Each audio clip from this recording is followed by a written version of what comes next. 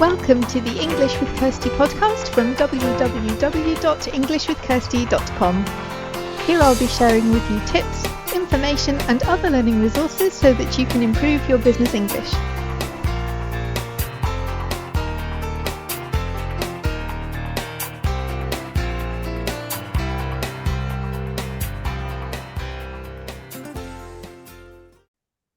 Hi and welcome back to the English with Kirsty podcast. We have another special guest today. So let's start by finding out who that is. Nick, can you tell us something about yourself, what you do, and what your connection with languages is? Oh, absolutely. Thank you for having me, first of all. Hi, everyone. I'm Nick Nasev. Now, probably have guessed now, if you haven't, that my accent is Australian. I am a translator, first and foremost, of, surprisingly, not so surprising when it comes to my surname, but definitely with my accent, I translate from most Balkan Slavic languages into English. I won't go through the list because there's so many languages. You can, I'm sure people. Oh, well, that's one thing. It's the fact that we've got, well, when I was a wee nipper, you could really say, small kid, there were three languages. They were Macedonian, Bulgarian, and Serbo-Croatian. Of course, you can't use Serbo-Croatian anymore. That is now Serbian, Serbian, Croatian, Bosnian, and Montenegrin. Four separate languages, which are pretty much the same. So, but don't tell them that. So I translate from those languages. And the other thing that I do, and this is always something I get asked when especially here in the UK, where I live, is they hear the Australian accent. And when I tell people I'm a translator, I often get, what, from English, from UK English to Australian? And I'm like, yes, I do. I actually do that. That is part of my job. I am a adapter of texts and copy from various variants of English, usually US and UK English, for Australian English. So yes, it is a job. It does exist, and I do it. Okay, so we'll come on to that in a second, but I'm intrigued. Where did you learn the other languages? Was that at school, or was that through your family, or? That's the thing. I was forced into this, essentially. I've got a rather varied family history in the fact that my mother was born in Australia, and my grandparents and great-grandparents on my mother's side also lived most of their lives in Australia. So that makes me essentially a fourth-generation Aussie on my mother's side. However, my great-grandparents and grandparents could hardly speak English. They spoke, all of them spoke at least three languages, non-English. So growing up, I was in an environment where where no one really spoke English around me as a child. So they were speaking in various Macedonian dialects. There was Bulgarian, there was Serbo-Croatian, there was Greek.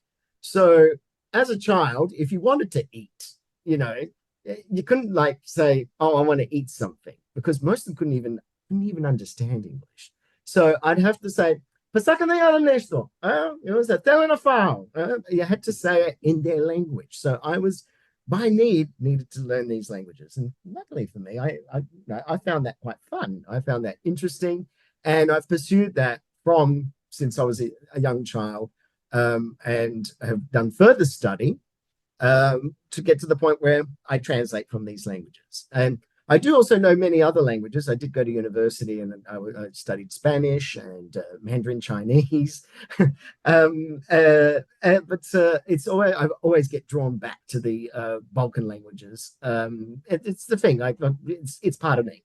So that's where the languages came from. We've always been exposed to the culture as well, whether it be trashy variety shows on VHS cassettes to, of course, more modern days where through the internet and satellite TV, you get to see all the latest shows. And for someone like my father who lives in suburban Australia, for instance, he's stuck in the lounge room, retired, and is constantly watching satellite TV from the Balkans. He doesn't even know what's happening in Australia. So you can immerse yourself like this. And with the resources that I had, I immersed myself as much as I could. And that's where the languages came from. And that's interesting, because when you're a child, you don't think about, oh, is this a beautifully created sentence? Is this is everything right? I want an ice cream, or whatever it is that you. that you want. And I think that's, the beauty of being a child. You don't think so much, you get on with it. And then as adults, you have to get past that. Sometimes our wanting to do everything exactly right, especially if it's for business, but learning languages should be fun at the end of the day. Exactly. I find this the problem when I speak with some of my other languages. From when I was a teenager, of course, related to the Balkan Slavic languages, other Slavic languages, and I started learning Russian. And so we're talking about over 30 years of exposure to Russian. I can read it fluently, no problem. But every time I've gone to a Russian-speaking country, and then I, attempt to speak and stuff, because I'm scared of doing mistakes because of the grammar. I'm aware of this, and so, am I going to get the right case ending? Am I using a phrase that's actually used? And it's like, why can't I be like the child I was and just ask for, I want to eat, essentially. And also, you seem like someone who enjoys talking, as I do. So the more you like talking, the more you have to be able to communicate in the other language. And then exactly. And when you stumble on that word, I mean, you try and rephrase the sentence so that you can explain yourself and things like that. And you get to that stage where it's like, I just can't explain it. Like, it wants to get out, but doesn't somehow. So yeah, all right. I had one time when I was learning Vietnamese. Don't ask me how to speak it anymore, because if you don't use it, you lose it. That's true. Our teacher always used to encourage us to be like a child. Be like a child.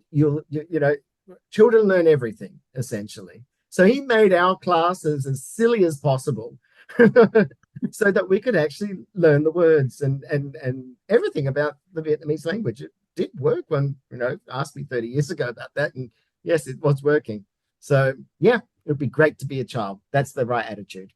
Yeah, I think that's one of the takeaways from today. Like, be more like a child, and then, be curious, be open to make mistakes, and then move on, because who remembers them, unless you're like a politician, you say something really stupid on the news or something, nobody's going to care and nobody's going to remember what you said. So exactly. There's that. But moving on to Australian English, then, what would you say is some of the main differences between, let's say, British English and Australian English? What are some of the biggest differences that you would point out straight away?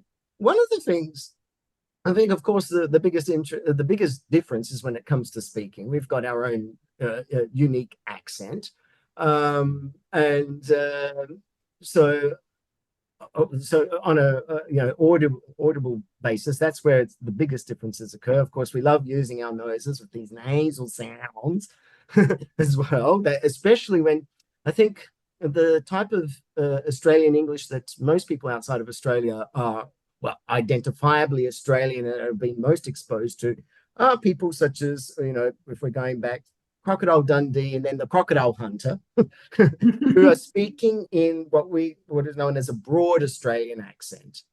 And a lot of people outside of Australia think that all Australians speak like this. When in actual fact, well, I would say that, roughly speaking, I'd say about a quarter of the population does speak like that. You don't hear it as often as you used to. I can tell you, it's becoming, of course, like in most other variants of English, the accents are becoming standardized. So before, Australian had three main accents. We had our broad accent, of course, like, Crocodile Dundee, Crocodile Hunter, yeah, g'day, mate. Then we had, a cultivated Australian accent, very much like a mid-Atlantic one, where people on TV would be speaking like this. And so, of course, perfect example of it was Kate Blanchett used to speak like this. Geoffrey Rush, also Australian actor, he also speaks with a cultivated accent. But actually Barry Humphries, rest in peace, when not in character, because Dame Edna definitely spoke in a more broad accent, but Barry Humphries actually spoke in a very cultivated accent in real life. You hardly hear people speaking like that anymore, but majority of the population is speaking what was considered a standard Australian general accent. And you just have to watch Home and Away, and most of the people are speaking in that sort of accent. So that's one of the big differences. One of the things as well that happens is that you think, I've had enough people tell me it's like, Australian English in terms of writing. Because what I do with my job is that I have to change text from UK English and US English. There's a misconception, first of all, that because Australian English generally uses the same spellings as UK English, that UK English can be used in Australia. To a degree, yes, but only to a degree. There will be words. There are differences in meanings of words. There's unique Australian vocabulary that is used widely. Australian language tends to be less formal, even when writing. So we like using our own slang words, for instance, can appear in newspapers and even in like advertising copy far more often than you would see in, or would be acceptable in the UK or in North America, for instance. So an example of that would be like the traditional Australian practice of chopping our words and putting E at the end of things. So it's like thingies, Chrissy for Christmas, Okay. yeah, these type of things that we use all the time. I wrote about it recently on LinkedIn. It's like there's actually no system to it, and you can't do it to every word. So it's something that you need to learn how to use.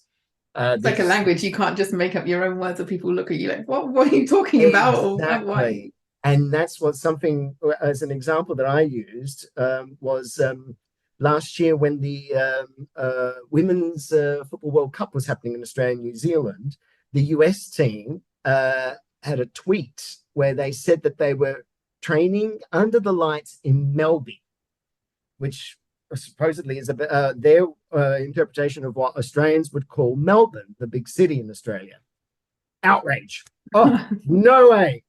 Wow. There was such, people were flabbergasted. They were absolutely annoyed. It's like, Melby?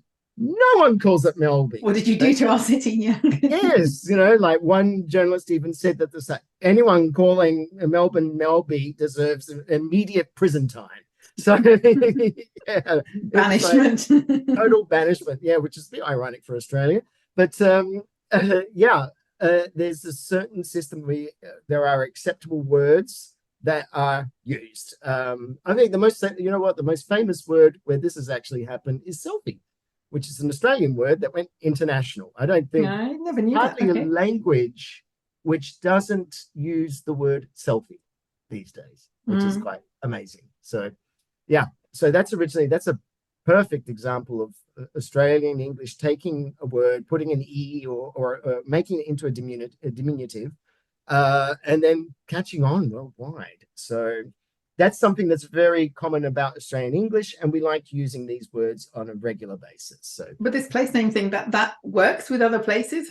Is it possible these people have seen that done to another city's name? Or? Oh, absolutely. And this is where it gets so complicated. So, of course, Melby, wrong.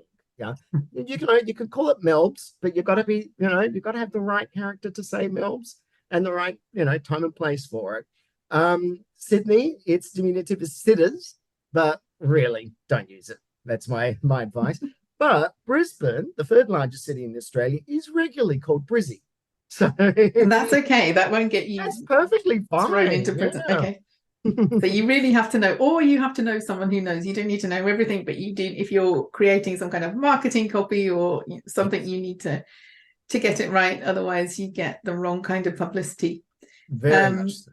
And I guess if you're saying that British English is more formal, then if somebody did try to write some marketing copy, then it could come across as very like standoffish and like unapproachable if it doesn't have the right tone to it. So it's not just about the words; it's about how you put those words together. Definitely. One of the, as an example of this is, of course, as someone, I got to learn all these differences, particularly the hard way.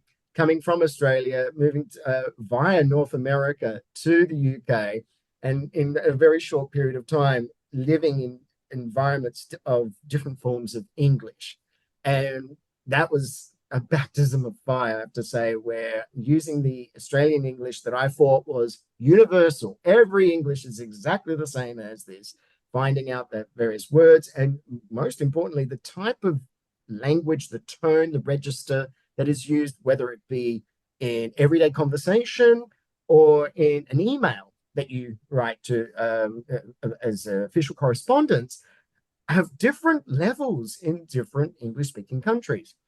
So one example, of course, is that in UK English, please is used all the time,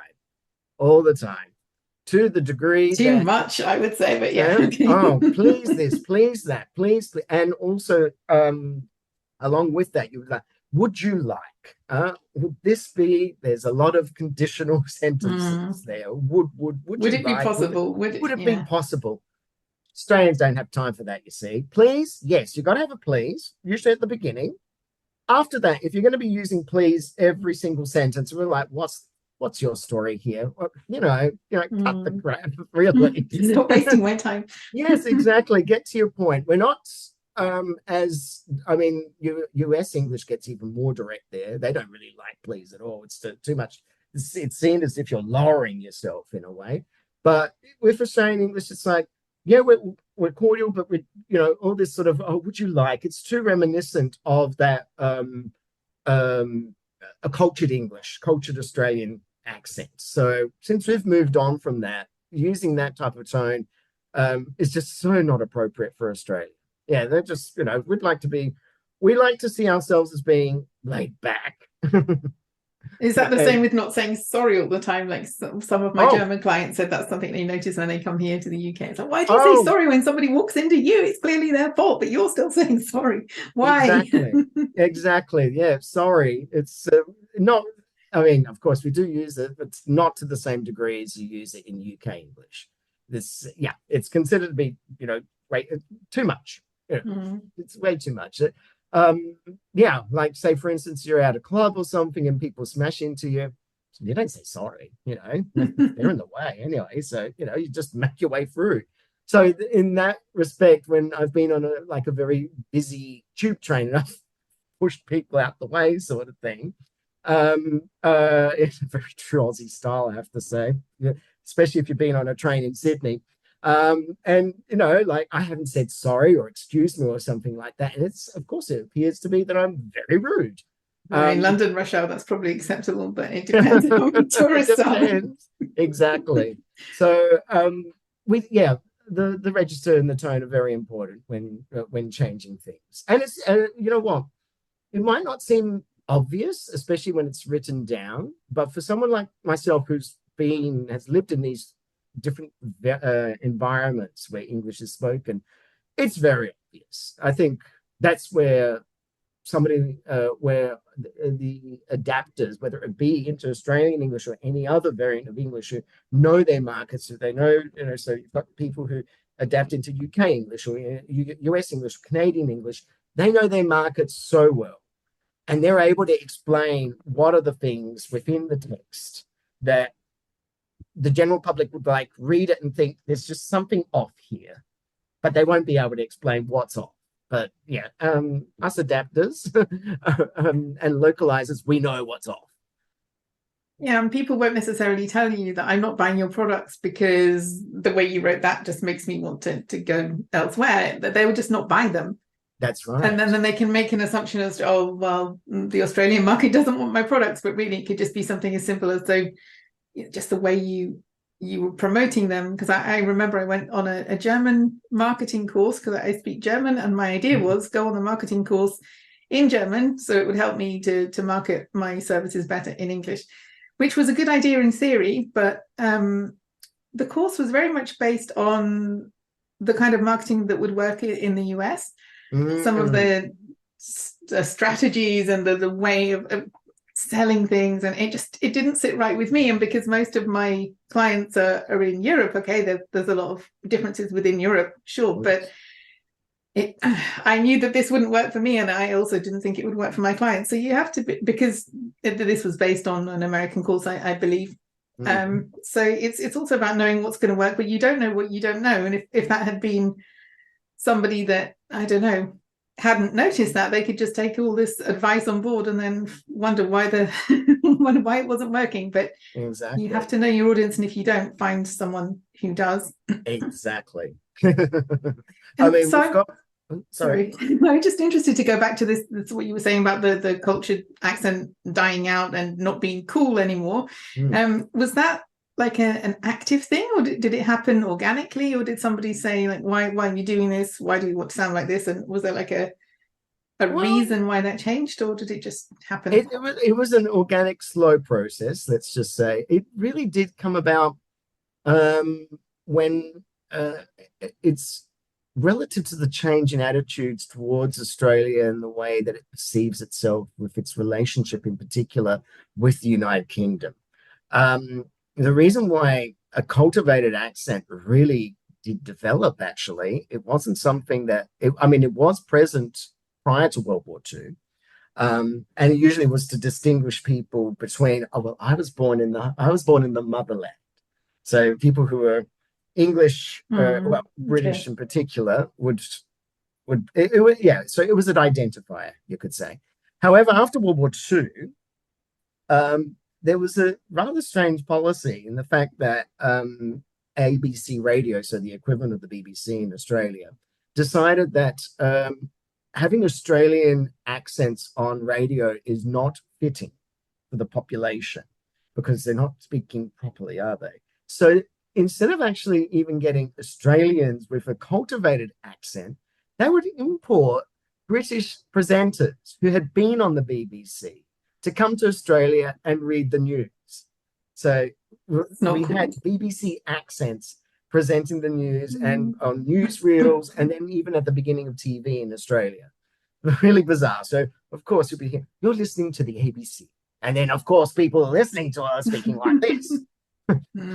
So that attitude and accent, TV accent, you could say, TV and radio accent, this is quite hilarious watching clips from the 60s where you see people actually saying stuff like, oh, yes, I went to the shops yesterday and I bought these items. And it's like, who speaks like that? But, with the microphones being, pushed into their face, all of a sudden there's this cultivated accent. So when during the 70s, when Australia started moving a bit away from the Commonwealth, we adopted the metric system, we adopted decimal currency, and instead of calling them pounds, they became dollars.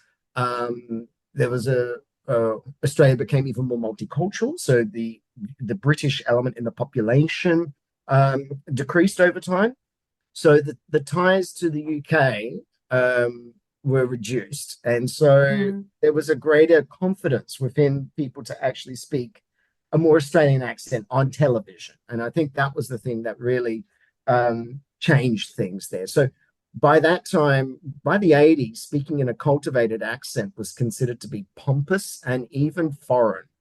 And the best example of this was Australian Foreign Minister at the time, Alexander Downer, who at the time spoke in a very cultured Australian accent. People actually thought he was English, even though his family is an old Australian family, been around since the early 19th century. That was a vote loser for him, the fact that he was speaking in this cultivated accent. So it's very much a case of a greater confidence in the national identity that actually has caused this change in this change for the way that people speak in Australia. And so now on the radio, it's a lot more diverse. With different types of accents yes, you get to hear broad accents way more on the radio. They know the bit of character, especially on commercial TV. The more commercial TV, commercial radio, morning shows, for instance, grab the commuter crowd coming in on rush hour while they're driving. Oh, full on Aussie, I have to say. We're talking about broad accents galore there, I have to say. People relate to it a lot more. It's more representative of the people that are listening. So why not? Yeah. But you, as a professional working in this area, how do you keep up to date? Because I know you're not in Australia all the time, and also language changes, new words come in, like the words that the 16, 17-year-olds will be using will be different to the words that, other age groups. How do you keep up to date with your language knowledge? One of the things I do is that I do go to Australia twice a year, and totally immerse myself there. And it's quite evident whenever I do return from Australia, because people are like, "Whoa, Nick, listen What to happened to your yourself." voice? Like, yeah, what happened? What are you saying? It's like, that's what happens when I'm in Australia for 3 weeks. I'm back in. Come back on the podcast and we can compare. Oh wow, yes, really. People are like, when I used to work in a subtitling company, this is now 20 years ago, they'd always be waiting to hear, "Oh, let's hear Nick's voice when he comes back from Australia," and then we're like, "Wow, this is stereo." So, so I do language maintenance that way. Of course, the internet and watching the news and seeing. Oh man, there's so many resources these days on the, say, for instance, YouTube clips and TikTok, which allows me now and allows anyone essentially to have some sort of an idea of what's being said. However, I think my best resource is my 12-year-old nephew, who he's the one. Oh, he knows. Oh, he tells me words. If I'm stumped on something, I've got it. I mean, I do have plenty of contacts around Australia of varying age groups as well. So if there's anything that's like, I'm, sort of not in touch with something, or if I've got any doubts about something, I can always test it on them and say, "Hey, would you say this? And would that be good?" And so you sound like a dinosaur. Why are you saying that? Yeah, exactly. I don't want to sound like as if I'm still stuck in the 80s with the shoulder pads and perm and stuff. But yeah, my best source, I have to say, especially for what young people are saying, is my 12-year-old nephew. He's also in the know, thanks to TikTok, about different forms of slang around the world. So one of his best examples that he gave me, he was talking about how a skate park was going to be opening in his neighborhood, and it was going to bring all the essays. And I'm like, the what? What? Yeah, what are you on about? Essays, don't you know? And so he showed me, and he actually then said it's the same as roadmen in London. And I'm like, oh, okay. I didn't know what roadman was. I don't either. I am an English teacher. I know none of these words. But yes, I went onto the net, found out everything about what's this whole situation. And not only that, because I was in Australia at the time, I just wanted to know, is this just a local term? Is this something that's only said, like, say, for instance, in his part of his city? So I tested it out. I dropped the term essay when in general conversation with other Aussies, usually complete strangers, to see if they understood, if they were quite normal with the term. They were. So it's like, okay, this is an actual term. And it's essay is a type of subculture, usually young boys they've got a particular sort of chav type of, to use sort of it's like a modern day chav. They've got a certain type of clothing that they wear. They've even adopted a form of Pig Latin as a way that they communicate amongst each other. And of course, they are according to the tabloids, the number one scourge in the country. So, so it's not a positive term if you use it in that way. Not at all. It's not. Yeah. Right. But it was something like, I've never heard the term, but apparently it originated in Western Sydney in the late 80s and has gone national since. So they're the type of things that I get to ask about people. Of course, nothing beats being in the country. You get to find out what people are talking about, which celebrities are the hot celebrities, what TV shows, reality TV shows, particularly people are saying, are they referring to certain things?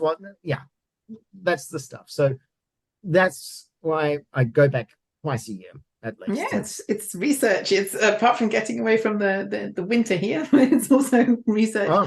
And I guess, I mean, we were talking before we started recording about the size, the different time zones and how big Australia is. Are there a lot of differences regionally in terms of what language can be used? Like, is there kind of a national standard of things that you can say and everyone will understand, or you have to you can use certain words in certain areas, but not in others because no one will understand? Or Kirsty, I'm so glad you asked that, because for a country that's as big as Australia, just to give you an idea, everyone an idea of how big Australia is, it's as big as Europe minus Russia.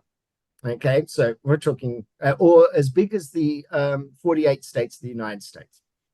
That's big. Okay, it takes driving, it takes comfortably, would take about 4 days to go from one side to the other. Are there regional accents in Australia? As much as Aussies would like to say there aren't. The language is extremely standardized throughout the whole country. Wow.